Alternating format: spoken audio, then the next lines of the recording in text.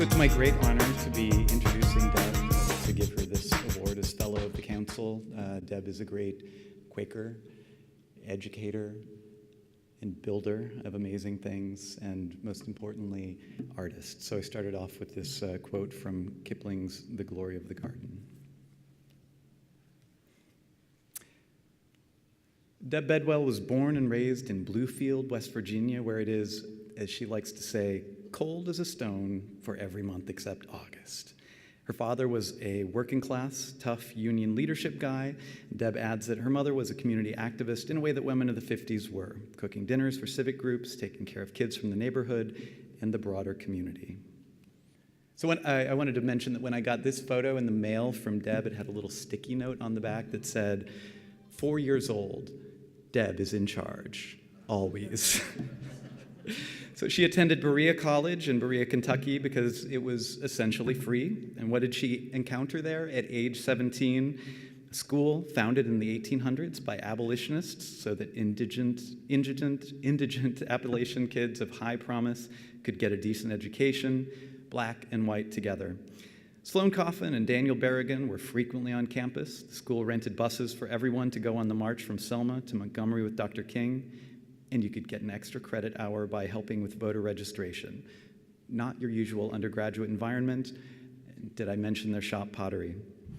So with those underpinnings, the career that followed was not a surprise. She hired out via Howard University to work in a middle school in Maryland County school system that was reluctant to integrate.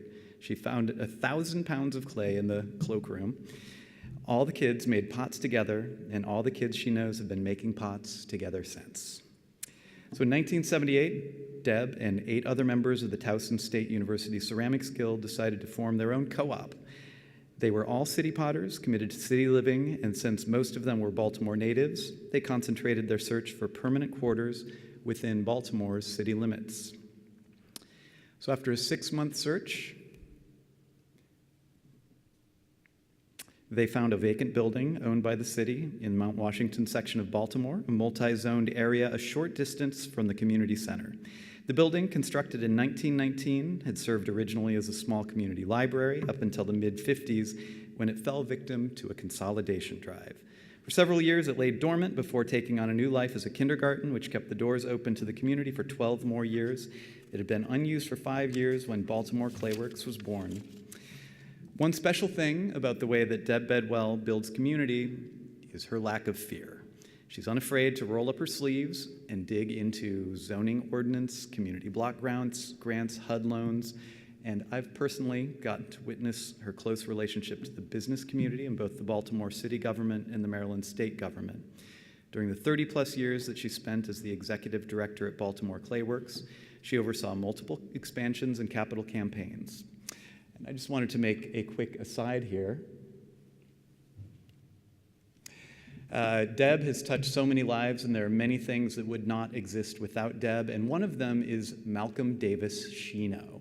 So Deb facilitated Malcolm spending time as a visiting artist at Baltimore Clayworks and got a grant for him to be able to do so, and it was while at Baltimore Clayworks that he discovered Shino and made his first Malcolm Davis Shino by scraping together a bunch of glaze samples that he mixed together, and then he spent the rest of his career trying to get that back.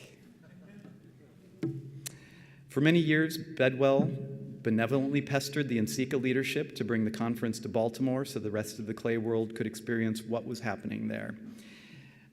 She got her wish in 2005, and in typical Deb Bedwell fashion, serving as on-site liaison for thousands of NCECA attendees wasn't enough. Instead, the 6-week Tour de Clay Festival was born, kicking off with the ACC Baltimore Craft Show and ending with NCECA. The tour included over 170 exhibitions and over 800 artists. The following is a quote from a 2005 article in the Baltimore Sun.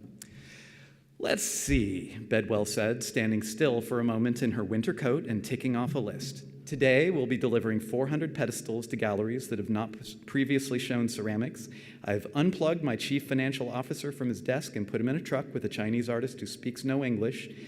We're organizing 25 volunteer teams of at least 2 people each to deliver a guest book and tour de clay posters to galleries. They're making sure everything's going well, and we'll do a follow-up evaluation at the end. And every 2 hours, I get 12 more messages on my answering machine of things that need to be done right away.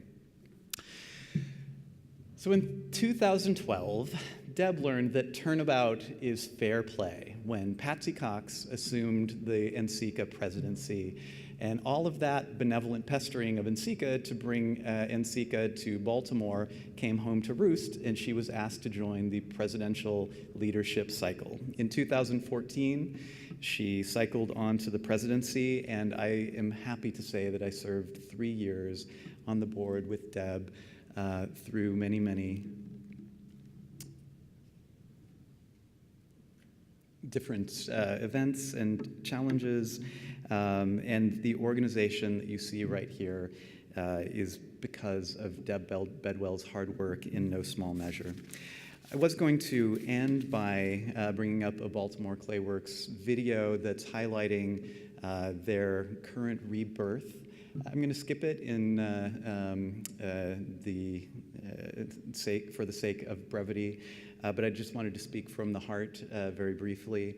3 years ago, I underwent a radical brain surgery at Johns Hopkins, and Deb offered to take me in, helped me take my first steps and learn to rebalance and refigure out my life, swabbed all of my wounds from my fresh cranial surgery, and got me back on my feet, literally. And she has done much more for many more. So, ladies and gentlemen, your fellow of the council, Deb Bedwell.